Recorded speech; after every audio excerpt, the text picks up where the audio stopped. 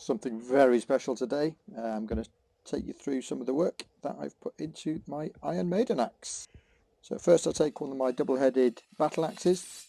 I spray paint the head. This is to give me a working surface, and then I free draw my designs on.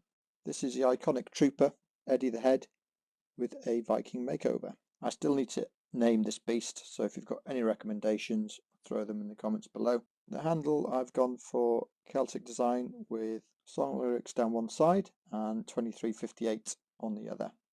If you know why, let me know below. Once I'm happy with the drawing, I'll go back over with the marker pen. This is because the pencil comes off quite easily when I'm working on it. Okay, so the drawing's all done up. What we're going to do now is move back into the workshop, get some etching done and get the axe finished. I go over all the lines first with a coarse burr before starting to get some depth into the carving. I use several burrs to do this, and trying to make it nice and deep. Then switch to a finer burr. This is to start to neaten up the carving and give it some more definition. And then finally onto sanding. I use a number of sanding discs and sander in order to achieve the final look. If you want more detail on carving I do, just check out some of my other work.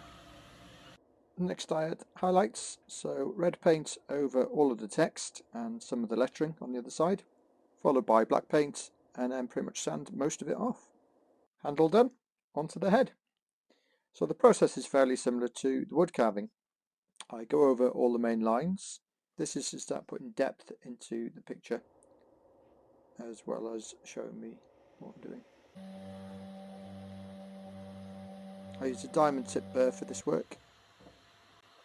After that's done, I remove the background paint, so everywhere I want to blacken and remove some of the steel in the etching process, and then move on to the actual etching.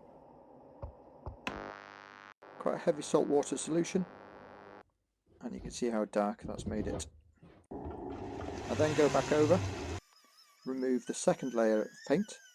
Again, this is to get depth into the final piece. I then go over, add the details before etching it again. I'll repeat this process 2 or 3 times. This gives different colours to the carvings and the etch marks. Once done, polish, carve, add final details.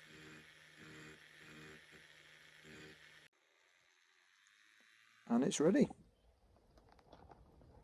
If you enjoyed this video, please hit the like, it really helps out my channel. I do love these axes, absolute beasts, fully functional and ready to rock.